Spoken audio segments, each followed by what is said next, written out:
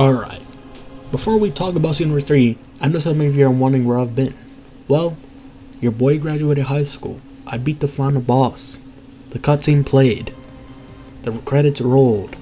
I escaped. And instead of doing something productive with my newfound freedom, I spent the last few weeks sitting on my ass playing Max Payne and shooting people in slow motion. I wish I had a more inspiring answer, but I don't. That's literally what I've been doing. Future plans? No idea. Career goals? Unknown. Max Payne body count? Federal investigation. So now that's out of the way, let's talk about Xenoverse 3, because holy shit.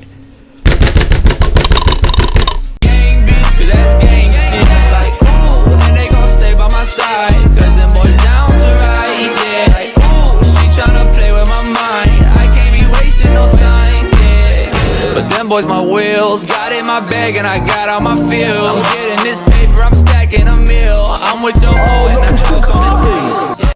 I watched the gameplay reveal, then I watched it again, then I watched it a third time because I thought maybe I was being unfair. And after all three viewings, I came to one conclusion. What the fuck happened to Xenoverse? Because this doesn't feel like Xenoverse 3.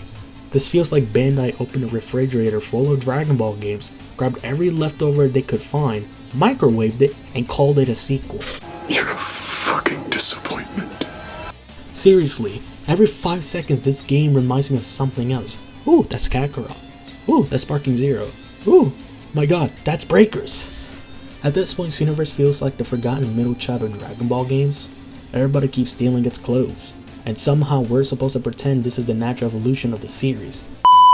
But let's talk about the thing that completely destroyed my excitement. Soul switching. Soul switching. Brother, what? Bandai had unlimited possibilities. Unlimited. We're talking time travel, alternate timelines, parallel universes, what if scenarios, and somebody looked at all of that and said, you know what this game needs? Soul switching. I swear this sounds like somebody would post on Reddit pretending they had insider information. And this what drives me insane. Xenoverse had the perfect opportunity, perfect, to grab stuff from Dragon Ball heroes, like full on heroes, Xeno Goku, Timebreaker Bardock, Dark Dragon Balls, Demon Gods, Timeline Wars, all the insane nonsense that made Heroes fun. Heroes was basically Xenoverse after drinking 6 Monster Energy drinks. It was motivated. Nothing made sense, everything was overpowered, and everybody loved it. You never knew what insane thing was going to happen next. That's literally the energy of Xenoverse should have been embracing. Instead, we're talking soul switching. Fantastic. Ever since Daima happened, it feels like Dragon Ball Heroes got snapped out of existence. Years of lore, years of characters, years of timeline insanity gone.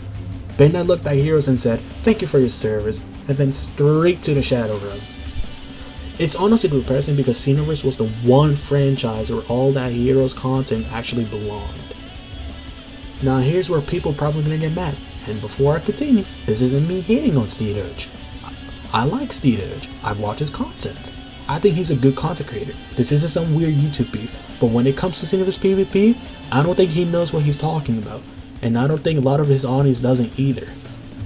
Every single time Xenoverse PvP gets brought up, it's the same damn conversation. Key cancels, key stunned, XY cancels, every single time. And I feel like I'm losing my mind, brother. Xenoverse 2 is almost 10 years old. 10. At what point do we stop pretending these mechanics are accidents? People talk about key cancels like Bandai accidentally spilled code on the floor and forgot to clean it up. The mechanic has existed forever.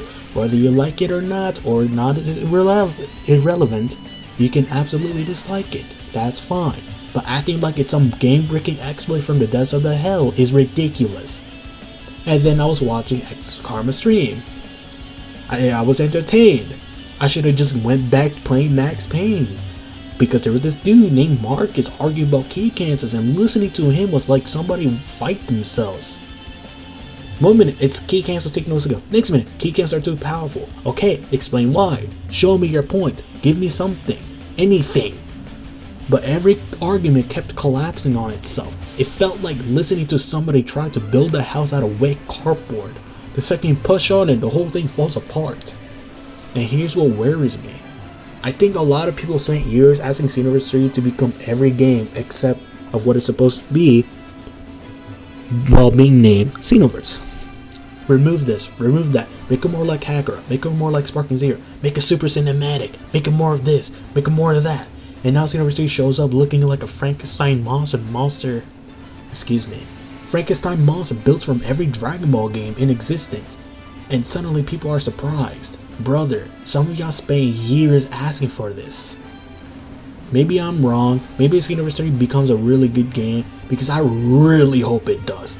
But because despite everything I'm saying right now, I want this game to succeed. I want Xenoverse 3 to be great. I just don't want it to lose what makes Xenoverse special in the first place. Because right now, the game feels like it's having the biggest identity crisis ever in Dragon Ball history. Anyway, that's where I've been. I graduated. Been wasting my life on Max Payne. And Xenoverse 3 has been confirmed. Let me know what you think. And if you disagree with me, that's completely fine. Just don't show up in my comments trying to convince me Soul Switching is the greatest invention since sliced bread. Because it's the corniest thing ever. Like, it literally like removed cast. Like, if I wanted to play fucking Goku, let me play fucking Goku and get angry and go Super Saiyan. No, oh, you got 40 seconds. No, you only can be 40 seconds as Goku. Like, bro, I'm not gonna buy it.